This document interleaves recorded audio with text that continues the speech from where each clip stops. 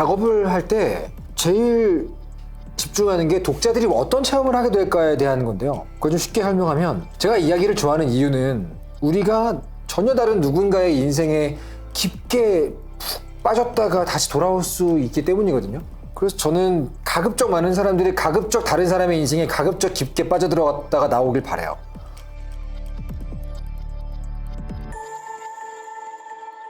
네, 안녕하세요. 저는 13년차 웹툰 작가 이종범입니다. 2009년에 투자의 여왕이라는 웹툰으로 데뷔해서 네이버 웹툰 닥터 프로스트라는 작품을 10년간 연재하고 완결했습니다.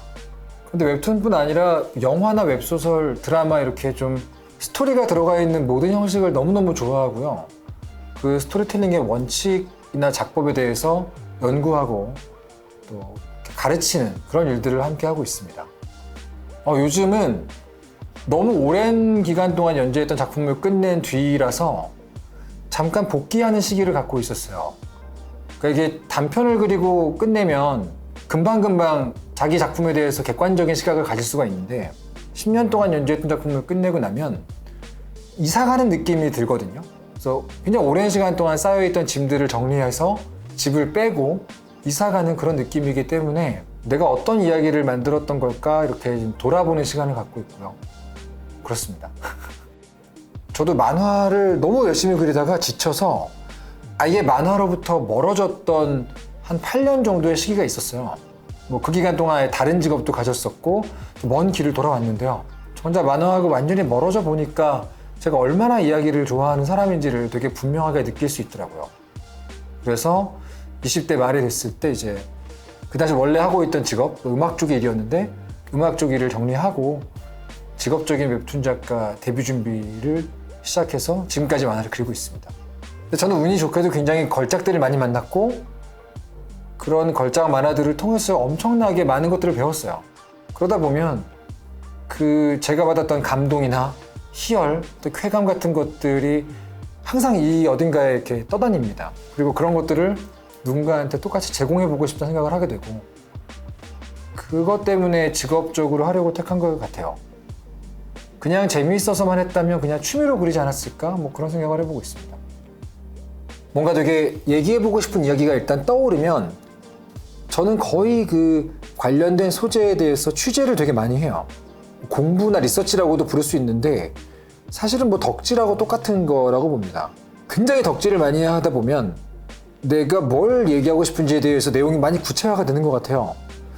그리고 이 단계에서 제가 그리고 싶은 캐릭터의 어떤 모습이나 내면들을 어느 정도 초벌 구상을 하게 됩니다. 왜냐면 제가 이렇게 취재를 하고 공부를 하다 보면 어떤 구체적인 사건들이 떠오르는데요. 그 사건을 직접 수행할 인물이 어떤 모습을 하고 있을까를 상상하게 되거든요. 이제 그런 취재와 공부가 어느 정도 쌓이게 되면 구체적인 스토리를 정리를 합니다. 근데 처음부터 자세하게 정리하진 않고요. 전체 이야기들에서 반드시 들어가야 되는 부분들 중심으로 이렇게 캐릭터가 반드시 경험해야 되는 경로들이 있어요. 그런 것들을 점을 찍듯이 정리를 하고요. 그 뒤에 이제 그 사이를 점잇기를 하듯이 채워나가는 방식이죠. 전체적인 틀이 나왔다고 판단되면 그때부터 이야기를 이제 순서대로 앞에서부터 쓰기 시작하는데요. 무조건 초고는 버린다고 생각하는 것 같아요. 최대한 빨리 끝까지 쓰는 게 되게 중요합니다. 그래서 이렇게 달려나가듯이 쓰고 나중에 가서 고친다 이렇게 생각하는 편인데 이거는 다른 작가님들도 비슷하신 것 같더라고요. 특히 연재에 들어가게 되면 거의 쉴 수 없기 때문에 최대한 많이 이 세이브 원고를 준비하는 편입니다. 지금하고 다르게 그 당시에 제가 입시를 할 때는 만화가나 웹툰 작가를 위한 어떤 전공이나 커리큘럼이 많이 없었어요. 몇 개 있긴 했는데 제가 되게 중요하게 생각하는 게 그 커리큘럼을 거쳐서 작가가 된 사람이 있는가? 그러니까 아직은 그런 사람이 많이 배출되기 전이었거든요. 그러면 좀 검증이 덜 된 거잖아요. 지금은 훌륭한 교육기관이 많이 있습니다. 지금은 전공을 통해서 작가가 되신 분들이 많이 있지만 그때는 그랬었죠. 그래서 인문학을 공부하고 싶었어요. 근데 인문학에도 되게 다양한 분야가 있는데 그 중에서 저는 딱히 구분짓진 않았어요. 그냥 인간하고 세상에 대한 학문이라니까 그냥 멋있다. 그 중에서 점수가 맞았던 게 심리학과였죠. 뭐가 더 먼저인지 제가 잘 모르겠어요. 내가 이런 사람이라서 심리학을 한 건지 심리학을 해서 이런 사람이 된 건지 모르겠는데 저는 이제 도저히 이해할 수 없는 어떤 행동을 누군가가 한다면 굉장히 화가 날 만한 행동을 누군가가 한다면 화가 나기 전에 저도 모르게 이 사람은 왜 이렇게 망가졌을까? 무슨 과정을 겪고 어떤 계기가 있었을까? 이런 궁금함이 먼저 올라옵니다.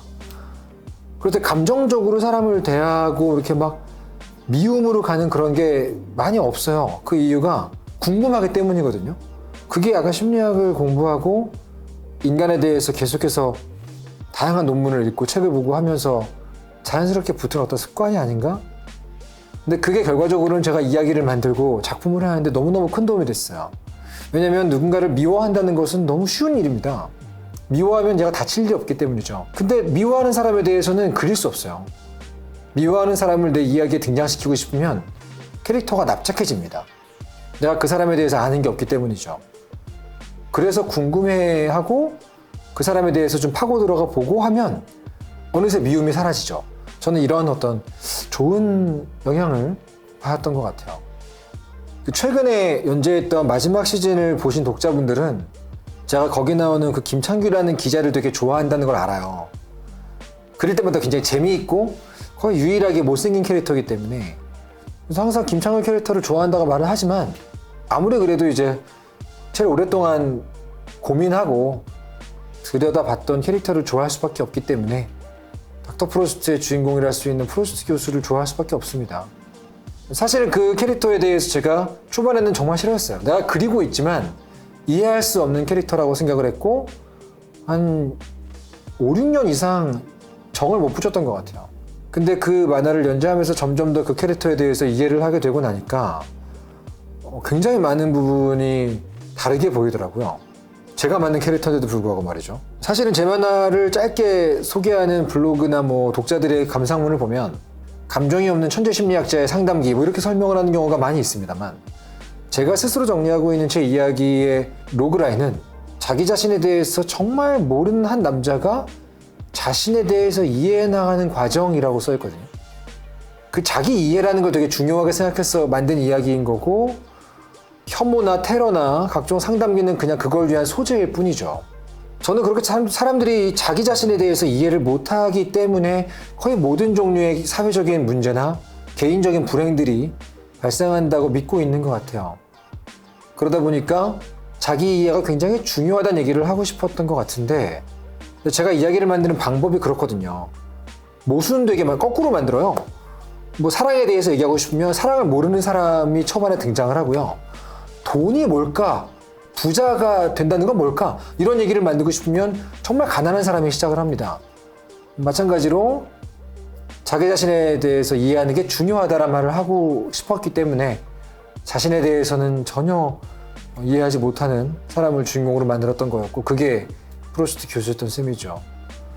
근데 도저히 이해가 안 가던 캐릭터였는데 10년을 껴안고 있으면 친구하고도 정말 관계가 돈독해지지 않습니까?